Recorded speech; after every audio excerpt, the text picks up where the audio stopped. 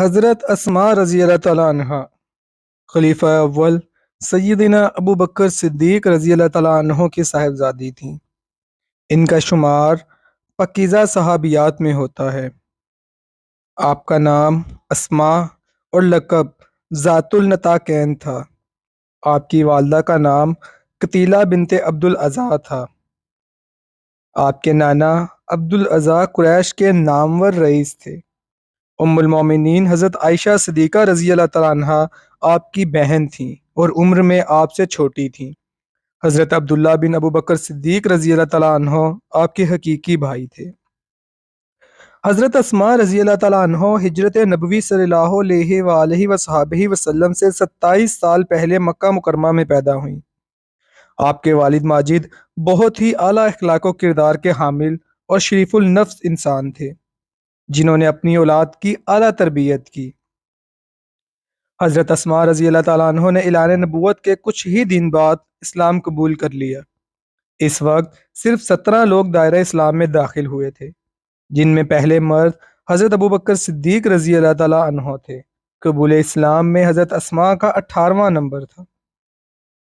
حضرت اسما رضی اللہ تعالیٰ عنہ کا نکاح مشہور و معروف صحابی رسول صلی اللہ علیہ وآلہ وسلم حضرت زبیر بن عوام رضی اللہ تعالیٰ عنہ سے ہوا، جن کا شمار عشرہ مبشرہ میں ہوتا ہے۔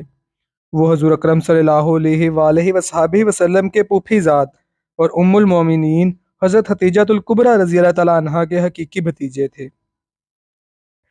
حضور اکرم صلی اللہ علیہ وآلہ وصحبہ وسلم کو جب ہجرت مدینہ کا حکم ملا تو حضور اللہ صلی اللہ علیہ وآلہ وصحبہ وسلم نے حضرت ابو بکر صدیق رضی اللہ تعالیٰ عنہ کو اپنا ہم سفر منتخب فرمایا۔ شب ہجرت حضور اکرم صلی اللہ علیہ وآلہ وصحبہ وسلم نے اپنے جانثار چچا زاد حضرت علی کرم اللہ وجہ الکریم کو اپنے بستر پر سلایا اور خود سورہ یاسین کی ابتدائی آیات پڑھتے ہوئے دشمنوں کے درمیان سے گزر کر حضرت ابو بکر صدیق رضی اللہ تعالیٰ عنہ کے گھر پہنچے۔ مشرکین کو اللہ تعالیٰ نے ایسا غافل کیا کہ انہیں خبر نہ ہوئی کہ حضور اکرم صلی اللہ علیہ وآلہ وصحبہ وسلم کب اپنے کاشانہ اقدر سے باہر تشریف لے گئے۔ حضرت ابو بکر صدیق رضی اللہ تعالیٰ عنہ نے اپنی بیٹیوں حضرت عائشہ اور حضرت اسما رضی اللہ تعالیٰ عنہ کے ساتھ مل کر سامان خورد و نوش درست کیا۔ حضرت اسما نے 2-3 دن کا کھانا تیار کر رکھا تھا، اسے ایک برتن میں ڈالا اور ایک مشکیزے میں پانی ڈالا۔ اتفاق سے کھانے والے برتن اور پانی والے مشکیزے کا منہ باندھنے کے لیے کوئی رسی نہ ملی۔ حضرت اسما رضی اللہ تعالیٰ عنہ نے فوراً اپنے کمر بند نطاق کھول کر اس کے 2 ٹکڑے کیے، ایک سے کھانے کا برتن اور دوسرے سے مشکیزے کا منہ باندھ دیا۔ رحمت عالم صلی اللہ علیہ وآلہ وصحبہ وسلم حضرت اسما کی اس خدمت سے بہت خوش ہوئے اور انہیں ذات النطاقین کا لقب دیا۔ حضرت اسما رضی اللہ تعالیٰ عنہ نے حضرت عبداللہ بن ابو بکر ان کے بھائی، حضرت رومان جو کہ ان کی ستیلی والدہ تھیں، اور حضرت عائشہ کے ہمراہ مدینہ کی طرف ہجرت کی۔ بعد میں حضرت زبیر رضی اللہ تعالیٰ عنہ اپنی والدہ ماجدہ حضرت صفیہ رضی اللہ تعالیٰ عنہ کو لے کر مدینہ منورہ آ گئے۔ انہوں نے قباء میں مستقل اقامت اختیار کی۔ ہجرت مدینہ کے بعد ایک عرصے تک کسی مہاجر کے ہاں اولاد نہیں ہوئی۔ اس پر یہود مدینہ نے مشہور کر دیا کہ ہم نے مسلمانوں پر جادو کر دیا ہے، اس وجہ سے اس کا سلسلہ نسل منقطع ہو گیا ہے۔ انہی دنوں 1 ہجری میں حضرت اسما رضی اللہ تعالیٰ عنہ کے ہاں بیٹے کی ولادت ہوئی، جس پر مسلمانوں میں خوشی کی لہر دوڑ گئی۔ انہوں نے جوش مسرت میں اتنی زور سے نعرہ لگایا کہ دشت و جبل گونج اٹھے۔ یہودی سخت شرمندہ ہو گئے۔ بچے کو بارگاہ رسالت صلی اللہ علیہ وآلہ وصحبہ وسلم میں لایا گیا۔ حضور اکرم صلی اللہ علیہ وآلہ وصحبہ وسلم نے کھجور چبا کر لعاب دہن کے ساتھ بچے کو گٹھی پلائی اور بچے کے لیے دعائے مغفرت فرمائی۔ حضرت عائشہ رضی اللہ تعالیٰ عنہ نے اسے بھانجے کے نام پر اپنی کنیت عبداللہ رکھی تھی۔ حضرت زبیر رضی اللہ تعالیٰ عنہ سے حضرت اسما رضی اللہ تعالیٰ عنہ کے 5 صاحبزادے اور 3 صاحبزادیاں تھیں۔ ان کے نام درج ذیل ہیں: عبداللہ، خدیجہ الکبریٰ، عروہ، ام الحسن، منظر، عائشہ، مہاجر اور عاصم۔ ان 8 بچوں میں سے 2 بچے تاریخ میں لازوال شہرت کے حامل ہوئے، جو حضرت عبداللہ بن زبیر رضی اللہ تعالیٰ عنہ اور حضرت عروہ بن زبیر رضی اللہ تعالیٰ عنہ ہیں۔ حضرت اسماء علم و فضل کے اعتبار سے بھی بڑا اونچا درجہ رکھتی ہیں۔ ان سے 56 احادیث مروی ہیں۔ جن لوگوں نے حضرت اسماء سے احادیث روایت کی ہیں ان میں حضرت عبداللہ بن زبیر، عروہ بن زبیر، ابو بکر عباد، عامر، فاطمہ بنت منظر، صفیہ بنت شیبہ شامل ہیں۔ حضرت اسماء کی سیرت خواتین کے لیے ایک مثال کی حیثیت رکھتی ہے۔ وہ نہایت صابرہ اور شاکرہ خاتون تھی۔ ہجرت مدینہ کے بعد انہوں نے بہت مفلسی اور تنگ دستی دیکھی، لیکن ہمیشہ شکر ادا کرتی رہیں۔ حضرت زبیر کی ساری متاع ایک گھوڑے اور ایک اونٹ پر مشتمل تھی۔ حضور اکرم صلی اللہ علیہ وآلہ وصحبہ وسلم نے انہیں بنی نذیر میں کچھ زمین عنایت فرمائی تھی جہاں وہ معاش کا سامان پیدا کرتے تھے۔ حضرت اسماء وہاں جا کر چھواروں کی گٹھلیاں چنتیں اور کمر پر لاد کر گھر لاتی، پھر انہیں کوٹ کر اونٹ کے لیے خوراک بناتی تھیں، گھوڑے کے لیے گھاس کا انتظام کرتیں، پانی بھرتیں، گھر کے کاموں کے علاوہ باہر کے کام بھی کرتیں، مگر کبھی بھی صبر کا دامن ہاتھ سے نہیں چھوڑا۔ شروع میں حضرت اسماء افلاس کی وجہ سے ہر چیز ناپ تول کر خرچ کرتیں۔ سرکار دو عالم صلی اللہ علیہ وآلہ وصحبہ وسلم نے فرمایا، اسماء ناپ تول کر خرچ مت کیا کرو ورنہ اللہ تعالیٰ بھی ناپ تول کر روزی دے گا۔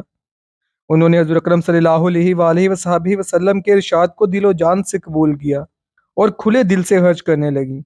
تھوڑی ہی مدت میں ان کی مفلسی دور ہو گئی۔ خوشحالی کے بعد بھی انہوں نے سادگی ترک نہیں کی، روکھی سوکھی کھاتیں اور موٹے کپڑے کا لباس پہنتیں۔ ایک مرتبہ ان کے صاحبزادے عراق سے واپس آئے تو مال غنیمت میں کچھ زنانہ کپڑے ملے جنہیں حضرت اسماء نے لینے سے انکار کر دیا اور کہا کہ مجھے موٹے کپڑے پہنایا کرو۔